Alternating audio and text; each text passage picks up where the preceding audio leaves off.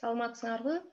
Бүгүн ЖРТга даярдоо боюнча кыргыз тилинин грамматикасы боюнча түшүнүк берем силерге.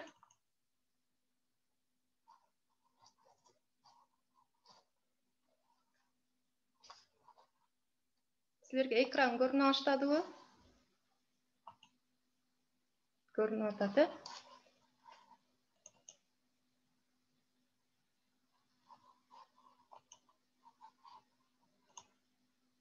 Yok. Tamam, hazır göründü ekran. Микрофонду өчүрүп койгула эми. Мына кыргыз тилинин практикалык грамматикасы 30 суроодон турат. Ал 35 минутта берилет. Биз ал убакта эмнелерди, кайсы тапшырмаларды билишибиз керек. Тестте сиз аткарууга тийиш болгон төмөндөгүдөй тапшырмалар бар. Тамгаларды коет экенсиңер, тыныш белгилерин коет экенсиңер, стилдерди аныктайт экенсиңер, сүйлөм курамын аныктайт экенсиңер, маанилес сөздөрдү табат экенсиңер. Көрсөтүлгөн маанидеги сөздөрдү түзөсүңөр, сөздөрдү лексикалык жана грамматикалык маанилерине ылайык колдоносуңар. Тапшырмада асты сызылган сөздөр же сөз айкаштары кездешкен учурда жоопту дал ошолорго гана таянып берүү керек. Сөздөрдү түшүп калган тамгалардын жана сүйлөмдөрдө түшүп калган сөздөрдүн орду сызылган. Тапшырма катары берилген сөздөр жана сүйлөмдөр суроодон мурда же суроодон кийин жайгаштырылып, курсив менен бөлүп көрсөтүлгөн. Ар бир тапшырманын туура жообу бир гана варианттан турат. Жооптордун варианттары кирилл алфавитинин баш тамгалары менен белгиленген. Мына ушул айтылгандын баарын эми тесттен көрөсүңөр азыр. Бул тест менен силер таанышсыңар, көрүп эле жүргөнсүңөр. Ушул тест менен эми иштеп көрөлү. Жакшы жигит жайкаңдап, адам көн калтыр деген сөз экен. Жогорку сүйлөмдөгү сөздөргө кайсы катардагы мүчөлөрдү ырааты менен уласак сүйлөмдү туура түзгөн болобуз. Демек, жакшы жигит жайкаңдап дегенден кийин өзүнүн мүнөзүн, ачык мүнөзүн, сүйүнүп атканын көрсөтүп турат. Демек, калтырат дейбиз, калтырбайт эмес. Ошондо адамдын көнүн калтырбайт болот экен. Жайдаңдап, жакшы, орусча айтканда настроение менен десек болот экен, адамдын көнүн калтырбайт экен. Бул жерде Б варианты туура болот экен.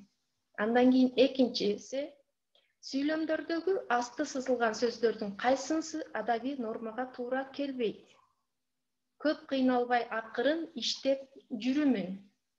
Ал убакта мен шаарда иштеп жүрчүмүн. Ал өз кызматында мурункудай эле иштеп жүрөт.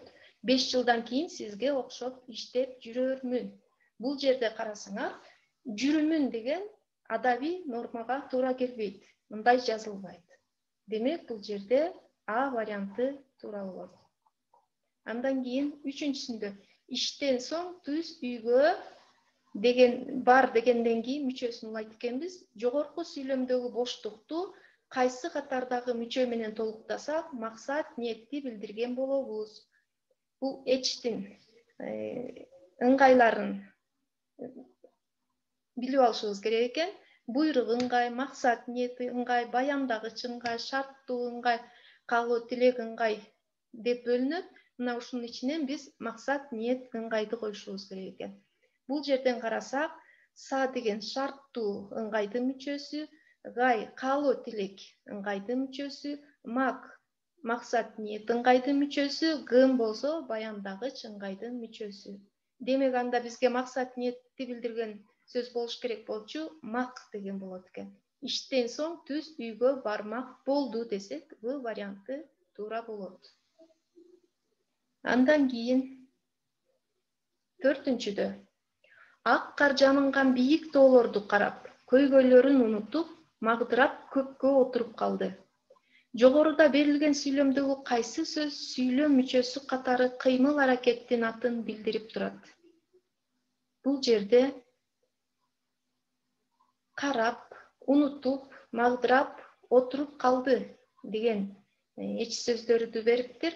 Бул жерде отуруп калды деген кыймыл аракеттин атын билдирип турат. Калгандары кантип деген суроого жооп берип калат? Карап, унутуп, магдырап. Ошондуктан Г варианты туура болот. Андан кийин 5-ci суроого өтөбүз. Менин бул жердеги милдетим келгендерди тосуп алуу. Сүйлөмдөгү кайсы сөздөн кийин сызыкча коюлушу керек? Бул жерде биз менен баяндоочтун ортосуна сызыкчанын коюлушу дегенди эсибизге салышыбыз керек. Эгерде баяндооч атооч сөздөн болуп калса, анда алардын ортосуна сызыкча коюлат. Бул жерде болсо баяндоочу тосуп алуу экен, кыймылатууч экен. Анда менин бул жердеги милдетим дегенден кийин сызыкча коюлат экен. Эмне менин милдетим? Тосуп алуу. Баяндоочу эмнем тосуп алуу. Милдетим бул эси болот экен. Ошондуктан милдетим дегенден кийин сызыкча келет экен дагы Б варианты туура болот экен.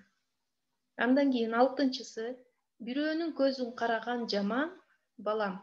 Колдон келсе бирөөнүн көзүн карабада, бирөөнүн күнүн өзүнө түшүрбө. Бул сүйлөмдө алды сызылган сөз тизмегинин маанисин аныктагыла дейт. Бирөөнүн көзүн караган дегенди кандай түшүнөбүз? Бирөөнү багуу, бирөөнү тиктөө, бирөөгө көз каранды болуу, бирөөгө карыз болуу.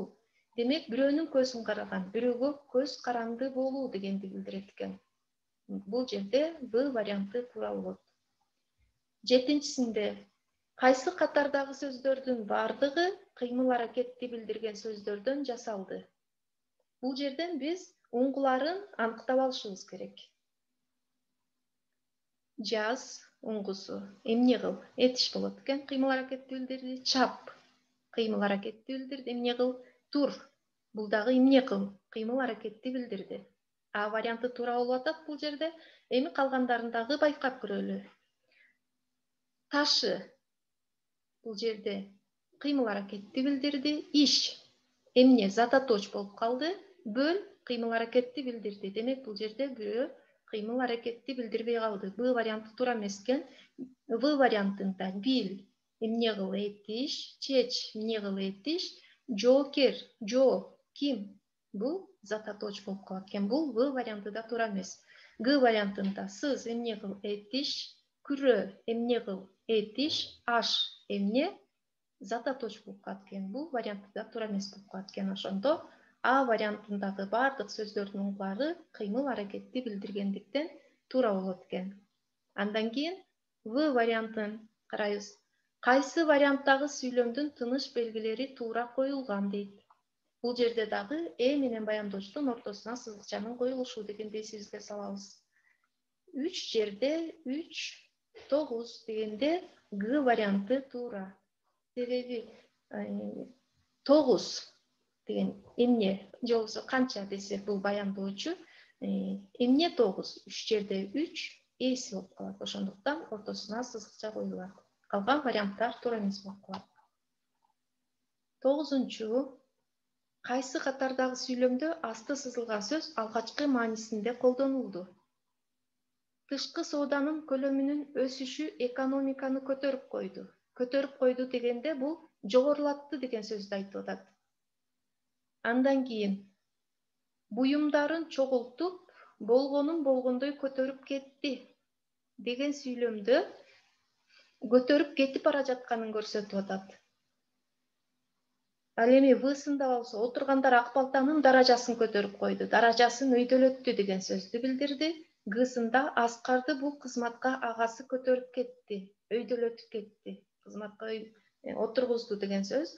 Демек, алгачкы маанисинде колдонулган сөз бул жерде Б вариант экен. Буюмдарды чогултуп көтөрүп кетти деген болот экен. Андан кийин 10-чу. Кайсы варианттагы сөздөрдүн бардыгы туура жазылган? Бул жерде жан жаныбар кош сөзгө, жан соого кошмок сөз, жан жөкөр кош сөз болуп жазылат экен. В варианты туура. Андан кийин 11-чисинде кайсы варианттагы сүйлөмдүн биринчи бөлүгү экинчи бөлүгүнүн себебин билдирет? 11-ди карайлы.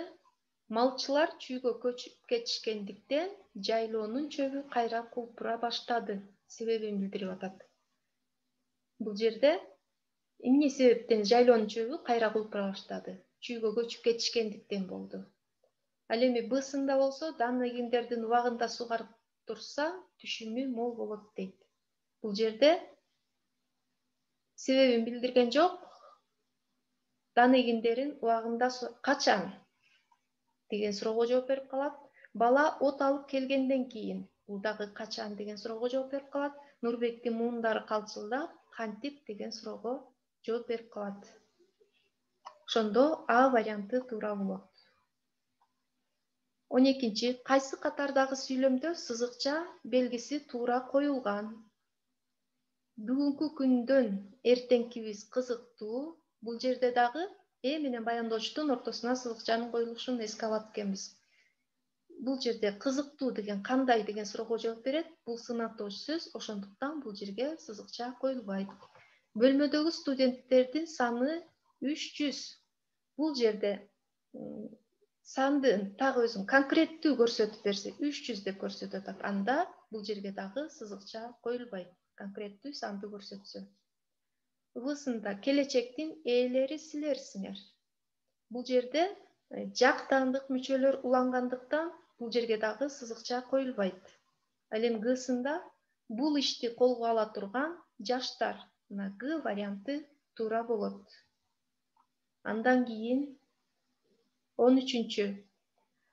Кайсы катардагы географиялык аталыштардын бардыгы туура жазылган? Бул жерде туура жазылган. Чыгыш деген чоң тамга менен жазылыш керек болчу. В вариантында көкөмерен чогуу жазылмак сызыкчасы жок. Бул жерде төө ашуу деген ашуу чоң тамга менен жазылыш керек болчу. Ошондуктан Б варианты туура болот. 14. Курч. Жогоруда берилген сөз кайсы катардагы сөздөрдүн бардыгы менен туура айкашат? Курч, калем, курч, тил, курч, көз деген туура болот экен. Бул жерден курч тарак деген сөз болбойт. Курч иш аракет деген дагы болбойт экен.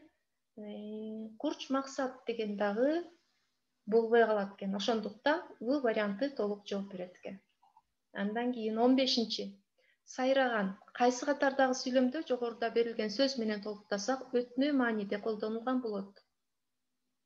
Токтогулдай сайраган ырчы бол. Тоо арасында сайраган булбул да жок. Баг ичинде сайраган куштар жүрөт. Ээн талаада сайраган кандай жандык? Бул жерде сайраган деп куштун сайрашын берип атат. Ошондо 3 вариантында тике мааниде колдонулуп атат. Токтогулдай сайраган ырчы деген ошо кушка салыштырып атат. Ошондуктан өтмө мааниде болуп А варианты туура болот. 16. Кайсы катардагы сүйлөмдө асты сызылган сөз санды билдирип турат? Ар бир даана көрүнүп турду, так көрүнүп турду деген сөз. Б вариантында ар бир даана айтылган сөз угулуп турду. Так айтылган сөз дегенди билдирип атат. В вариантында бир даанасын уккан киши барбы? Так маалымат уккан киши барбы дегенди билдирип атат. Ал эми Гда ар бир даанасын текшерип алган эле. Ар бирин деген сөз. Ошондуктан бул жерде санды билдирип турат деп атат. Г варианты туура болот. Андан кийин 17. Үкөй бер жакты карап турабыз. Мени кошо алаксытып атасың. Үкөй. Андан кийин кайсы варианттагы асты сызылган сөз жазуу эрежесине ылайык жазылган? Чакыруу, чыкырып, тыштап, көнбөй. Өзүбүздүн көзүбүз да көнгөн бул сөздөргө туура эмес жазылгандарын. Чыкырып деп жазылбайт, тыштап деп жазылбайт, көнбөй деп жазылбайт, чакыруу деп жазылат. Ошондуктан А варианты туура. Андан кийин 18. Агайын туугандар, өгүнү айтылган сунушту кантип иш жүзүнө ашырабыз? Жогоруда берилген сүйлөмдө канча бириккен сөз бар? Бул жерде агайын, ага, ини дегенди билдирет. Өгүнү деген, ал күнү деген эки сөздөн алынган. Анан кантип деген, кандай, этип деген сөздөрдөн алынып, анан кантип деген суроолуу сөз түзүлгөн. Мына ошондо үчөө деп табабыз дагы В варианты туура болот. Андан кийин 19. Кайсы варианттагы сүйлөмдө асты сызылган сөз заттык мааниде колдонулду? Бул деген ататоч сөздөр экен, шилтеме ататоч экен. Мен бул баланы көргөм. Кайсы баланы? Бул вариант туура эмес болуп калат экен. Бул качан келди? Ким качан келди эле? Б варианты туура болот экен. Калганы кайсы табышмактуу, кайсы жигит деген суроолорго жооп берип, булар заттык мааниде колдонулбай калат. 20-чы. Кайсы варианттагы сүйлөмдө эрежеге ылайык келбеген ката бар? Биздин топто 3 түрк бар. Курбуларымдын 3-өө түркчө билет. Ар бир топто 3-3төн түрк бар. Келген коноктордун 3-өө түрктөр. Бул жерде туура эмес. Эрежеге ылайык келбеген ар бир топто 3-3төн түрк бар деген туура эмес болуп калат. Калган варианттары туура жазылган. Андан кийин 21-чи. Кайсы катардагы сүйлөмдүн белгиленген бөлүгү кыймыл аракеттин себебин билдирип турат? Экөөнүн тең чолосу болбоду. Эн отуруп эркин сүйлөшө албады. Эмне себептен? Чолосу болбогондуктан. Андан экөө тең көп окушту, шаарга барып жогорку билим алышты. Мында себебин билдирген жок. Экөө тең окууну аяктады, диплом алып ишке орношту. Бул жерде аяктагандыгын эле билдирди. Себебин билдирген жок. Экөө тең сыйлык алышты, атагы чыгып, мыкты адис болушту. Бул жерде дагы сыйлык алганын, мыкты адис болгонун билдирди. Демек, А варианты туура болот. Экөөнүн тең чолосу болбоду, эн отуруп эркин сүйлөшө албады деген. 22-чи. Кайсы варианттагы сүйлөмдө тыныш белгилери туура коюлган? Коноктун алдына аш кой, эки колун бош кой деген кеп бар. Бул жерде болсо төл сөз, бөтөн сөз экен, бул жерде тырмакчалары жок экен. Андай мен жанга калыптыр дегенди угуп чыдай албадым деген вариантыбыз туура экен. Ал эми Г вариантында тоо арасында романы кимдин калемине таандык дегенде тоо арасында дегенден кийин тырмакча коюш керек болчу. Роман дегенден кийин коюлбайт. Ошондуктан В варианты туура болот. 23. Кайсы вариантта иш кагаздарынын стилинде колдонулбаган сөздөр берилген?